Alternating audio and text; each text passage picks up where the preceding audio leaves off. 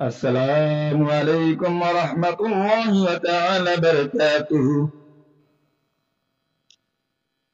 আল্লাহ রাব্বুল আলামিন কোরআনের মধ্যে বলছেন, ওয়ামতাজুল ইয়াওমা আইয়ুহাল মুজরিমুন।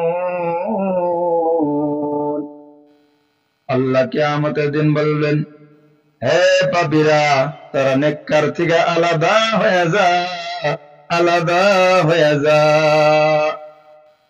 যখন আল্লাহ রাব্বুল আলামিন কিয়ামতের দিন নেককার থেকে যদি আলাদা হইতে বলে, তখন আমাদের সম্মান থাকবে না।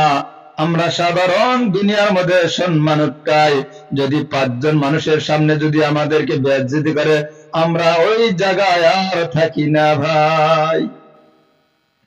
কিয়ামত এমন একটি কঠিন দিন, যে দিনে ভাই ভাইকে চিনবে না। যে ভাই দুনিয়ার মধ্যে কত মায়া করে, যদি লড়াই ঝগড়া হয় ভাই আগে দৌড়ায়, ওই ভাই কাল কিয়ামতের দিন তাকে চিনবে না।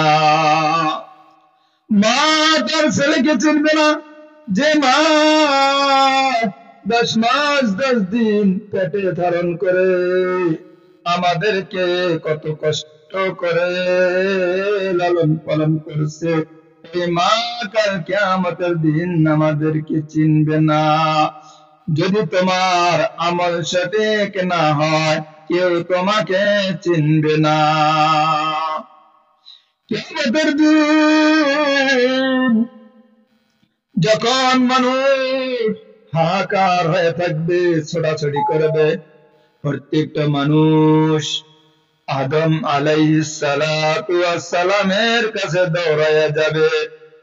হে আদম নবী, আমাদের জন্য তুমি সুপারিশ করো, কেন আমরা জান্নাতে যাইতে পারছি না।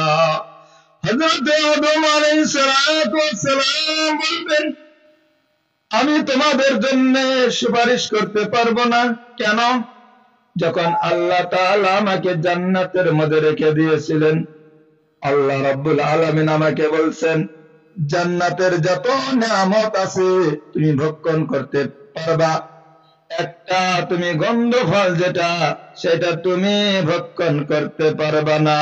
আমি শয়তানের উসিলায়, শয়তানের ধোকায় পড়ে সেই গন্ধ ফলটা খাওয়ার কারণে আল্লাহ তাআলা আমাকে জান্নাত থেকে বের করে দিছে।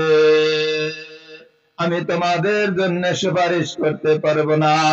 যখন হযরত আদম আলাইহিস সালাম এই কথা বললেন, প্রত্যেকটা মানুষ হযরত ঈসা আলাইহিস সালামের কাছে চলে যাবে।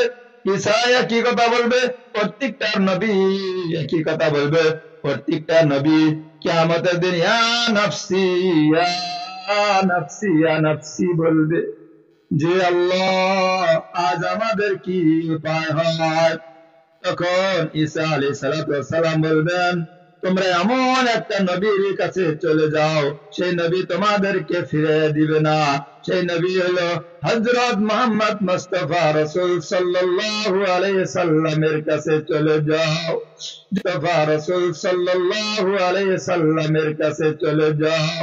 নবী সাল্লাল্লাহু আলাইহি সাল্লাম উম্মতের এই দৃশ্য দেখতে পারবে। আল্লাহর নবী 2 চোখের পানি ঝরঝর করে ছেড়ে দিবে। মুহাম্মদ সিজদার মধ্যে বলবে, আল্লাহ আমার গুনাহগার উম্মতকে তুমি মাফ করে দাও। মুহাম্মদ সিজদার মধ্যে বলবে, আল্লাহ আমার গুনাহগার উম্মতকে তুমি মাফ করে দাও।